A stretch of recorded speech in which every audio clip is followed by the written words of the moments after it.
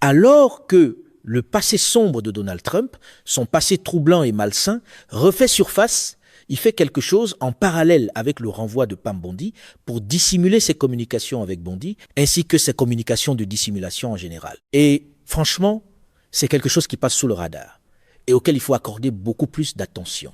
Parce qu'apparemment, dans cette version du gouvernement, la transparence veut dire faire disparaître les preuves avant que qui que ce soit puisse les lire. Évidemment, le gros titre, bien sûr, c'est que Pam Bondi est congédiée. Elle a raté la dissimulation des dossiers Epstein. L'implication de Donald Trump avec Epstein est devenue de plus en plus évidente. Et on l'y a mise, selon moi, pour étouffer l'affaire. Et elle a échoué. Voilà le grand titre. Mais allons plus loin dans ce qui se passait aussi et dans ce que nous avons appris également au cours des 24 dernières heures. Je veux dire, voilà le titre, mais allons creuser davantage. Quand une opération d'étouffement devient tellement brouillonne que la personne chargée de l'étouffer se fait renvoyer, on sait que la salle de communication passe une très mauvaise semaine.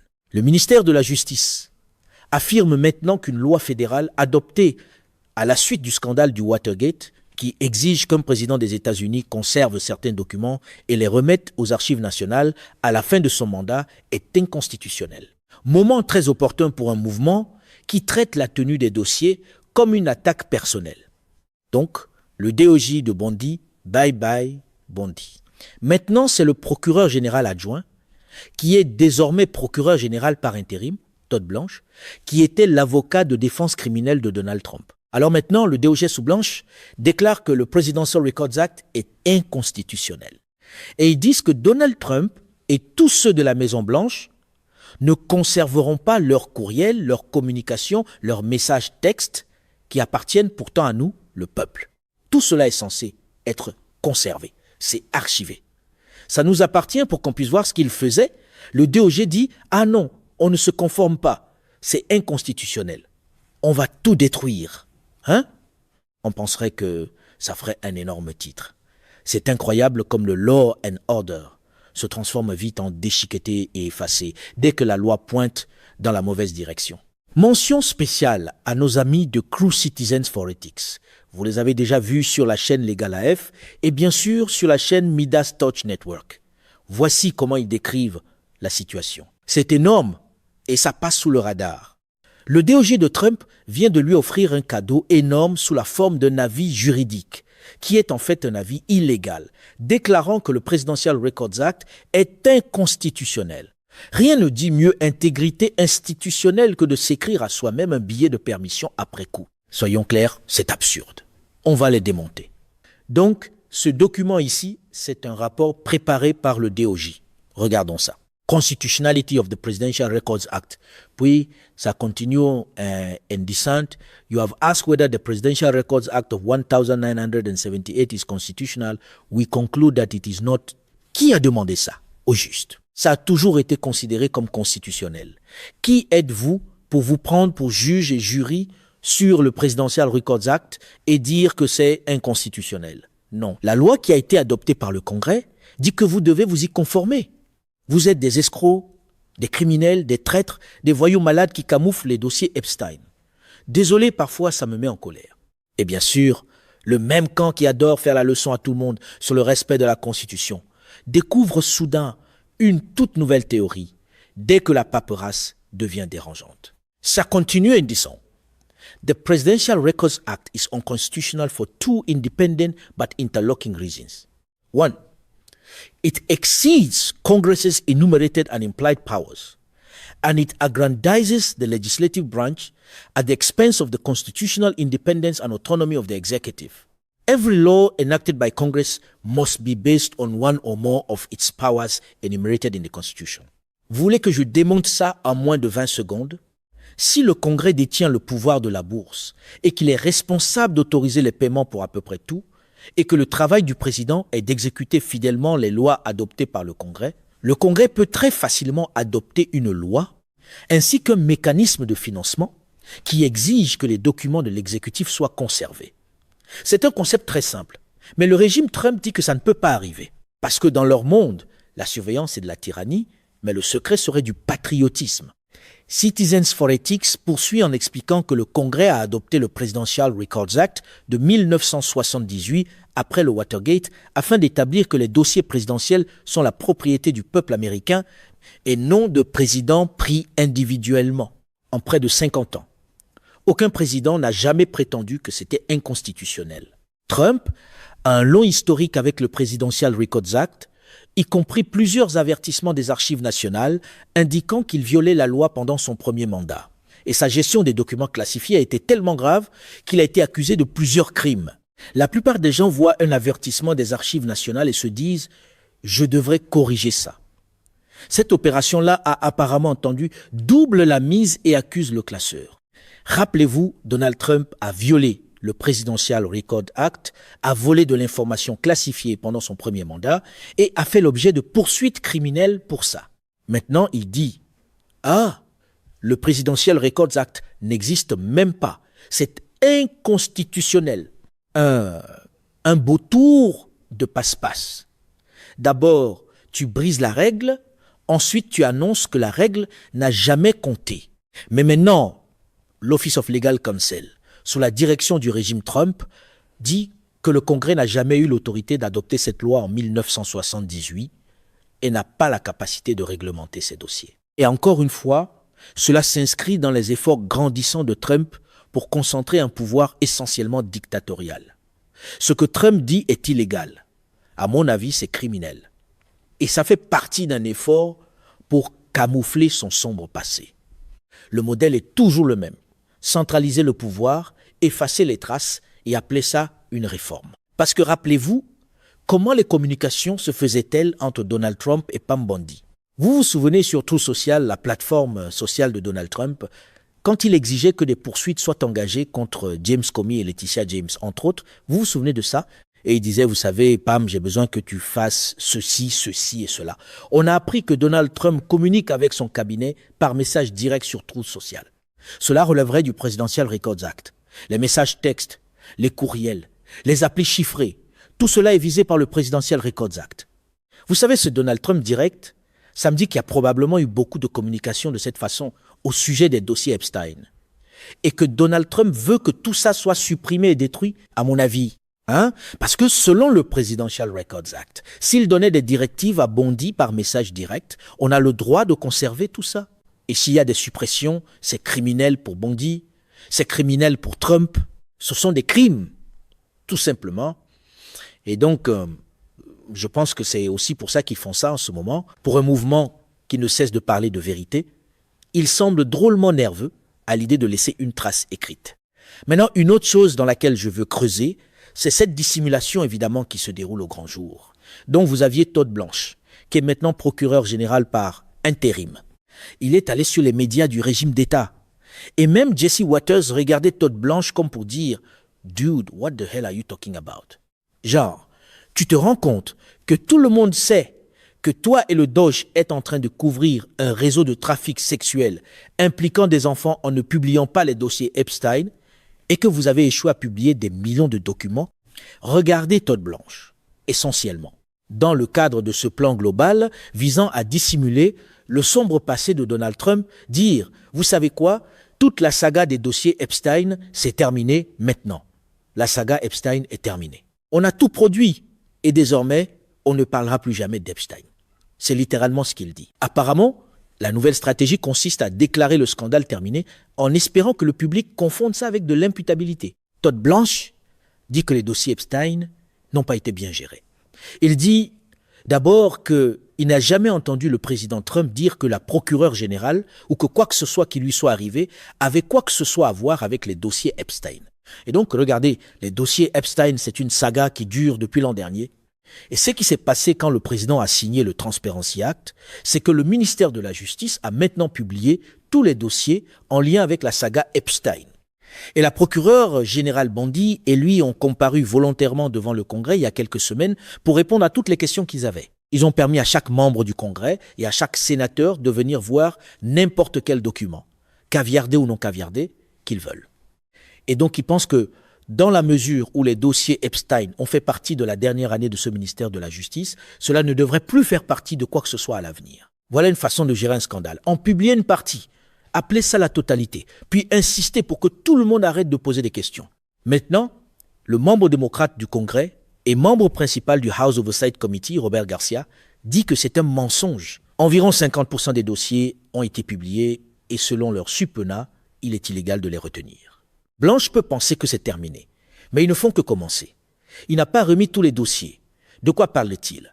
La moitié des dossiers, une confiance totale. Ça semble être le modèle de communication ici. Encore plus de Todd Blanche ici. Même Jesse Waters, c'est comme alors pour qui Epstein espionnait-il? Et Todd Blanche répond du genre, oh, il n'espionnait pour personne. Et Jesse Waters, c'est comme, tu penses que vous faites du bon travail en publiant les dossiers Epstein? Et Todd Blanche répond, je pense que les gens savent qu'on a fait un très bon travail. Et même Jesse Waters, de tous les gens, Jesse Waters, c'est la seule fois où la mère de Jesse Waters est probablement un peu du genre, ok, peux-tu être plus comme ça, Jesse? Mais juste un aperçu, elle était comme, ah, c'est juste un aperçu qu'elle a eu, hein. Je sais qu'elle regarde Midas Touch Network, alors je la salue. Ella est une grande fan de Midas. Quand même, les médias favorables commencent à cligner des yeux devant les lignes de communication. On sait que le script avait besoin de quelques révisions de plus. Bref, voici ce que Jesse a dit à Todd Blanche. Il est essentiellement en train de dire, je ne pense pas que les gens croient ce que vous dites. Jesse dit, bon, eh bien vous avez passé ces dossiers au peigne fin, n'est-ce pas? Alors, qui est-ce? Pour qui Epstein espionnait-il? Todd Blanche dit qu'il ne sait pas qu'il espionnait pour qui que ce soit. Personne n'a jamais dit ça. Jesse dit, vous ne pensez pas qu'il aurait pu être un espion pour un pays étranger?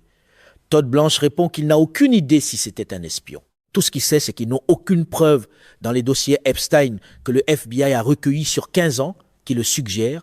Il dit qu'il ne faisait pas partie de l'équipe de poursuite initiale. La procureure générale bondit non plus. Et il dit ceci.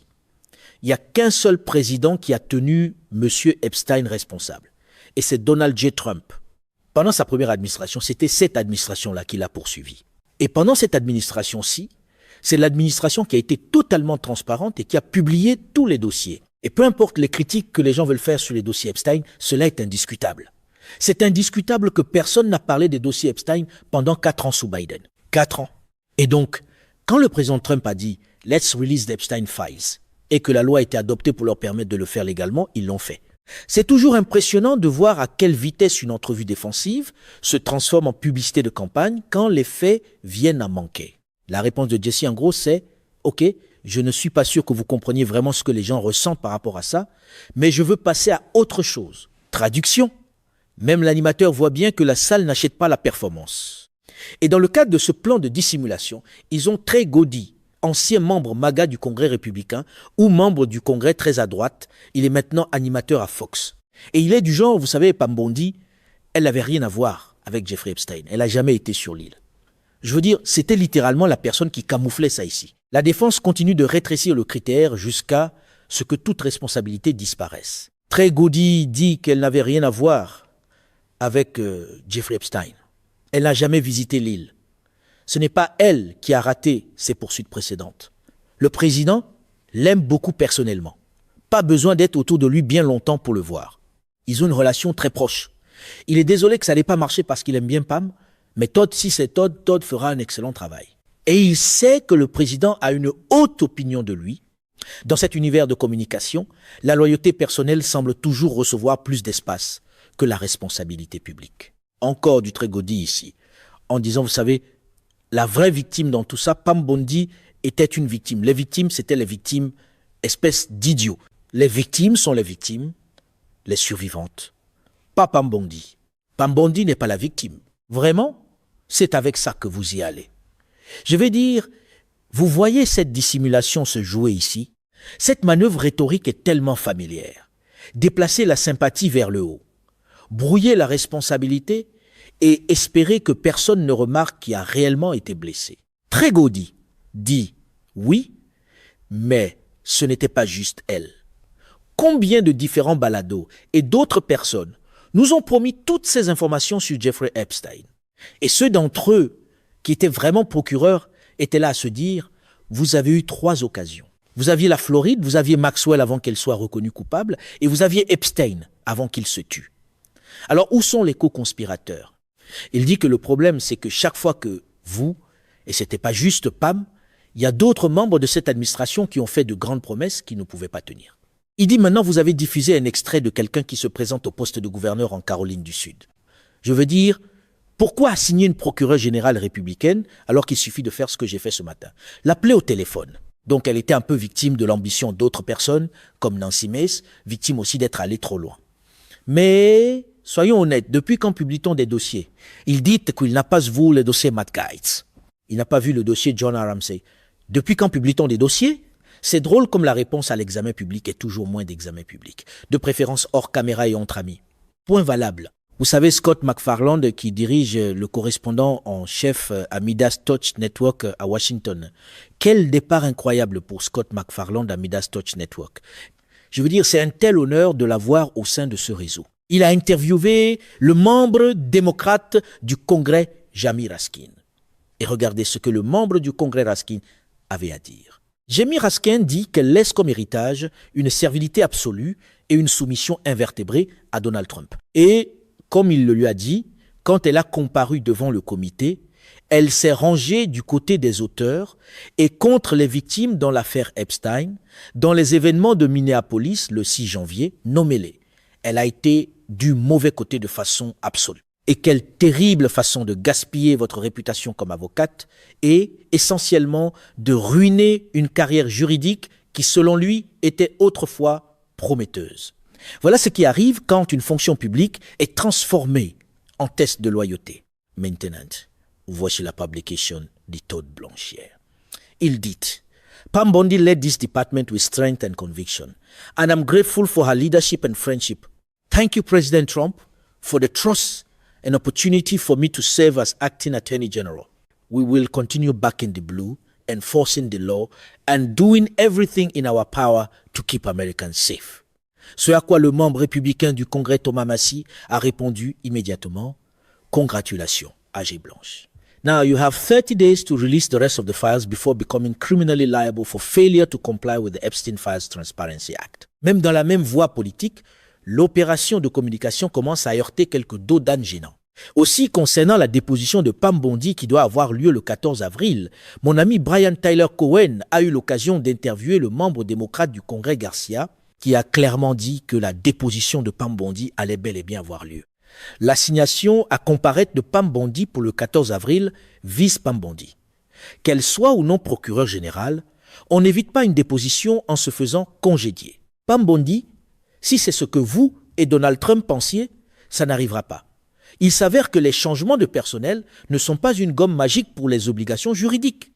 Et j'aimerais beaucoup voir des élus démocrates et républicains lui poser des questions sur la méthode de communication, sur la façon dont elle communiquait avec Donald Trump, sur le fait que ce soit ou non par message direct sur les médias sociaux, sur la manière dont ces communications se déroulaient réellement. Parce qu'à partir du moment où vous commencez à déclarer les lois sur les dossiers inconstitutionnels, les gens deviennent naturellement curieux de savoir ce que vous ne voulez surtout pas qu'on conserve. Bref, voici ce dont Brian Tyler Cohen parlait avec le membre du Congrès Garcia. Garcia dit que oui, cela s'applique. D'abord, l'assignation qu'ils ont mise en place ne mentionne nulle part si elle est âgée ou non. L'assignation vise Pam Bondi.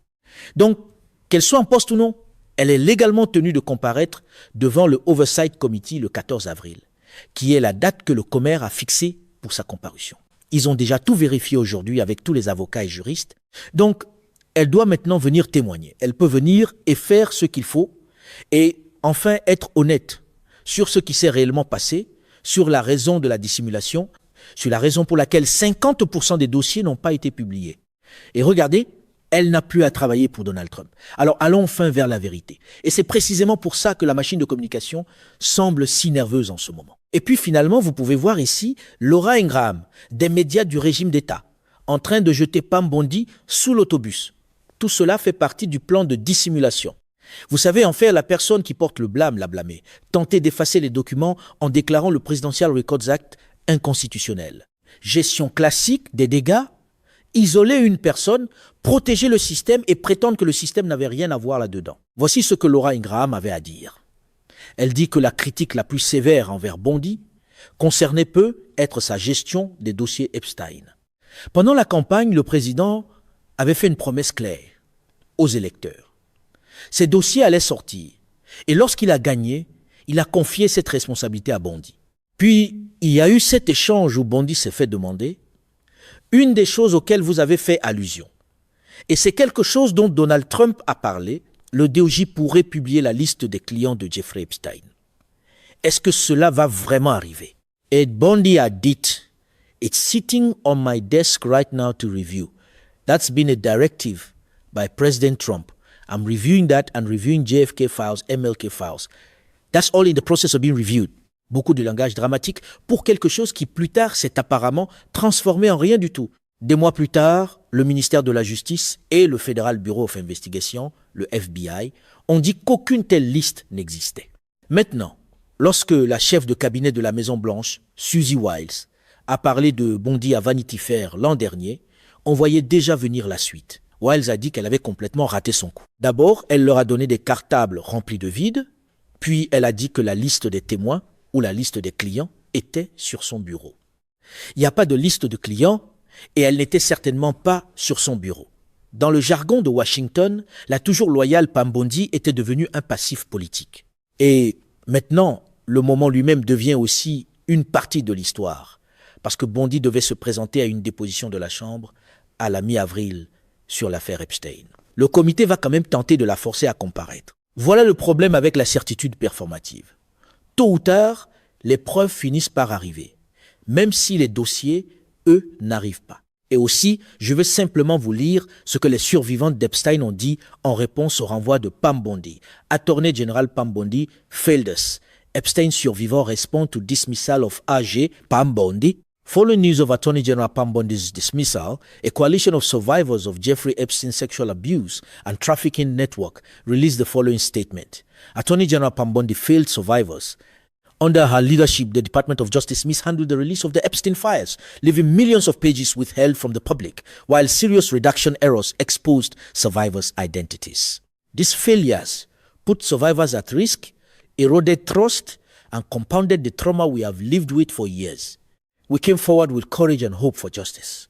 But under Attorney General Bondi's leadership, we were met with secrecy, mismanagement, and a failure to adequately protect our safety. Every misstep by the Department of Justice has reminded us that the system often protects abusers, not victims. As new leadership takes the helm at the Department of Justice, we stand ready to work together toward a more rigorous and transparent process.